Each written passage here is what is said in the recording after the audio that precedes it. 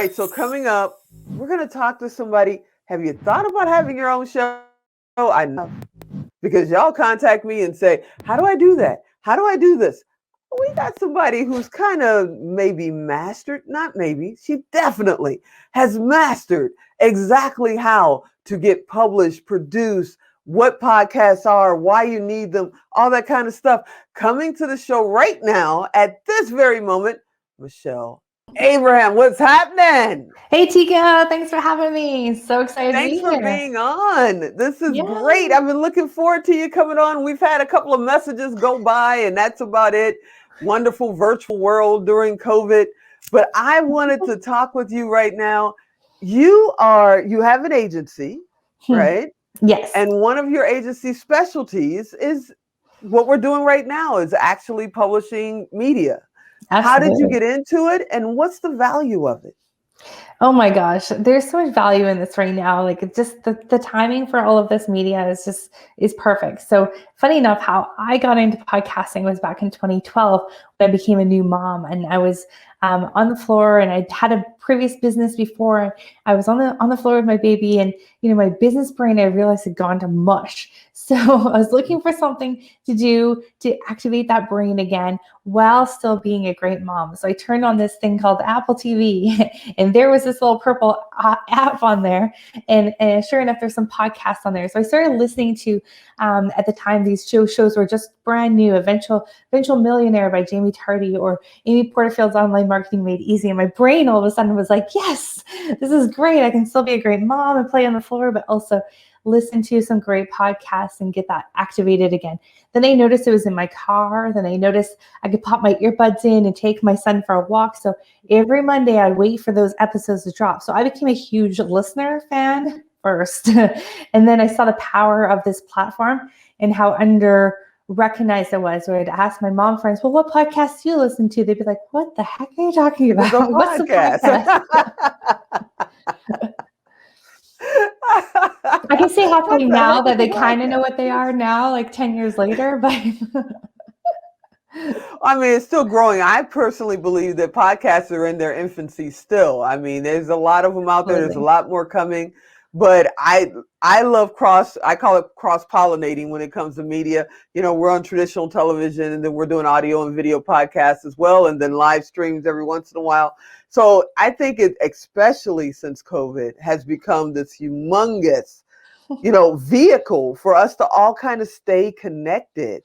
And you Mhm. offer a service, and I should say you've done this over 200 times. You offer a service where you kind of build podcasts for the client, correct? That's correct. Yeah. So we help them like craft from idea with adding our strategy of knowing what works and what doesn't. And we take them from idea to iTunes, literally. And we do everything as a done for you package. So we will do a lot of the creation of everything in the show, like their artwork and editing the show and all that kind of thing. So all they really need to, their input is in the creative side of it, which is what they like, and the content. So what happens, because I run into it, I'm sure you do too, where people go, I have this great idea for a show, or I know I have a message to get out there, but they're terrified of the mic, or they're terrified of the camera, or they just don't think they're ready yet. How do you get them over that hump? Yeah, those are some real things. I mean, I always talk about there's like four things that stop people from ever getting started. That's fear, fear of being heard, fear of like, oh my gosh, like fear of too many people are going to hear me, fear of analysis and paralysis, like by thinking about it too much, the Hmm. time commitment that it takes, and then maybe the amount of equipment that you need. So my thoughts on all those are to get over some of those fears of people who feel like they're not quite ready, is to just getting to ask some action. So just start taking small steps towards what you want to do. And first of all, try to figure out what you want to talk about. Because if you can peel back the onion far enough, as they like to say, Right. in your story and what the topic is, then you should not run out of ideas. So if you can only come up with maybe 20 things you want to talk about around around a topic, then maybe you haven't dug down far enough yet. And so once you hit that jackpot, you'll be able to talk for hours and days and years on the same subject and never get bored of it. How do you know you have a good idea? And how some people will say, well, somebody's already done that, so I'm not going to do that show, because I personally think there's probably not an idea that hasn't been done one way or another in a podcast, it doesn't mean that the next person can't do it differently or better, or, just change the game, change the background, something. How do you know if you have a good idea and it's a great thing to put out as a podcast? Absolutely. Well, I think we say the first thing is look and see if that idea is already being used somewhere. If it is, that's actually a good thing. It's not a bad thing.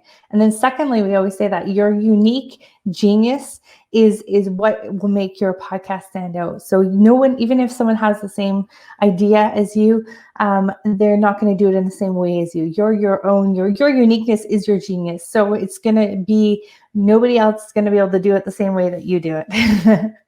Put your own unique spin on it. What's the timeline? You say Done For You podcast. What's the timeline between initial contact with you and having a great idea and actually getting published? Yeah, we like to say 30 days. That's typically where we usually sit. 30 days is our program, is what we call it. And usually we're within the 30 days to get people launched. And, some people like to take a little bit longer. I really do believe this is not a process you can be rushed. It's not a process that you can really, it's kind of like birthing something, right? As you know, this is your creativity. You got to birth it. There's got to be divine timing. So sure, it might take a little bit longer, but we're there to help them from start to finish on it. Now, you were number 16, I read. You were number 16 podcast in the podcast magazine, correct? That's right. Yeah, top moms in podcasting last May. Wow. And what are you talking about? Yeah, so it's funny. On my show, I don't talk about anything to do with moms. We talk about podcasting. So on my show, we talk about how two different shows. So I have within the Amplifyou podcast, we have two different kinds of shows. One is Ask the Experts, which is people who are amazingly knowledgeable on a particular topic to come in and help our podcasters kind of work with it. For example, we had someone talking about SEO for podcasting the other day. So our audience are mostly podcasters or people who want to podcast, they're coaches, authors, speakers, someone with a big message. So then the other side of the interviews that we do is behind the mic. So we get to find out from the people who have launched, what was that like? What are you using for equipment? What was that process like? What have you learned since podcasting and how has it helped your business? So we have two different kind of interviews that we do on our show. Are you looking for new clients? I mean, do you have a cap with the number of clients you take on? Because podcast is not something you do once. I'm assuming they're publishing at least a couple of times a month. Is there a certain limit that you're looking for, or?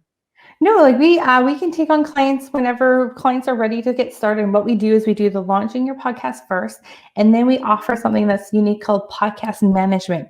So we actually have a dedicated podcast manager on your team that looks after just your show and your show each week. So every time you record a show, you send us the raw file.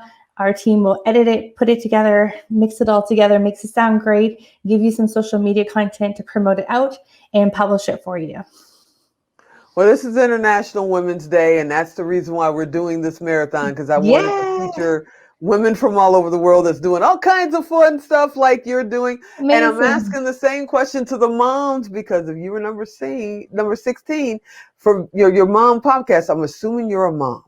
Yes, I am. So how are you balancing entrepreneur, client, mom, and everything that's going crazy in the world right now? How are you balancing all of that? Oh my gosh, yes, with a lot of support. Let's just put it that way. So I no longer can be the one person that does everything in the house, right? So we've had to share the responsibility amongst everybody involved. And, my daughter did start kindergarten this year. So that has been a huge help getting the second one out the door to school. So, I feel like I've had a little bit more freedom to work this year than I have in the past. But, my family always comes first. So I've designed a business and a lifestyle where my family comes first. We live off the grid. We live on a lake where we spend a lot of time outdoors. So our family first, a lot of time with family. And then we built a business from our house where we can then work around those hours that the kids are at school or around the times that I'm not missing out on time with my kids. Can we shift gears real quick and talk about equipment and gear? Because Yeah. I get it. I'm sure you get it as well. People saying that they just don't have the right gear right now. They don't have the right Mhm. mic. They don't have this. They don't have that. If they're just getting started, what do they need? Yeah, it's interesting. When I look at podcasting, when I think about podcasting, I have this picture of this table full of microphones and cords and lights and all these crazy things. But literally, all you need is a laptop or computer with the internet access. A lot of our clients record right on Zoom, and a Mhm. microphone. And the microphones, I mean, this one here I have here is a Blue Yeti, and it is a great microphone for under $200. So, I mean, it's great. Just get started, and a headset and some earbuds. So that's all you really need to do to actually get started. You can always upgrade your equipment, upgrade your setting as you get more successful. I've added some lights, I've added a few boom lifts and a few other things to my setup, but it's pretty basic, and it does the trick. And where do you learn the skill level? People tell me that, well, you can do this because you've been in production for 18 years. I don't know what to say. And I tell them it's a conversation. It's like you're talking on the phone. There's no like set skill. Everybody has their own style. How do you get them to find their style and get comfortable? Practice, practice, practice, practice. And I think that's something. One, finding their voice. First of all, finding your Mhm. voice is going to take a few times if it's not something you've explored or expressed a lot before. So Mhm. finding your voice, finding that cadence of how you feel comfortable, and then when you're interviewing someone, really working on your listening skills and listening to what they're saying rather than focusing on what questions you're going to ask them next. I think those are the two best things I can offer for advice. And that's So coming if from you past experience. so if you were not here and not Mhm. doing your podcast business and your agency, what would you be doing? I mean, what is that one thing that if you could just get an extra 20 minutes in a day that you would run off and do? Oh my gosh, I think I would jump in my kayak and paddle around the lake. So, yeah, I just love being out in the water. We live so close to it. So, trying to get out for a break and in the nice sunshine and go out for a kayak, I think would be what I would be doing. That's amazing. Well, I just want to thank you for coming on. Thank you for spending a little bit of time. You and I are going to meet virtually later in the week, I Absolutely. hope, because we got a Yes. few things coming up that I think will be awesome for us to work together. Mhm. Happy International Women's Day. I hope Happy you're taking International a few Women's minutes Day. for same to you. I hope you're taking a few minutes for yourself, and I want to thank you for your time. Thanks for having me here, Tigo. This has been awesome. Thanks, everybody. Thank you.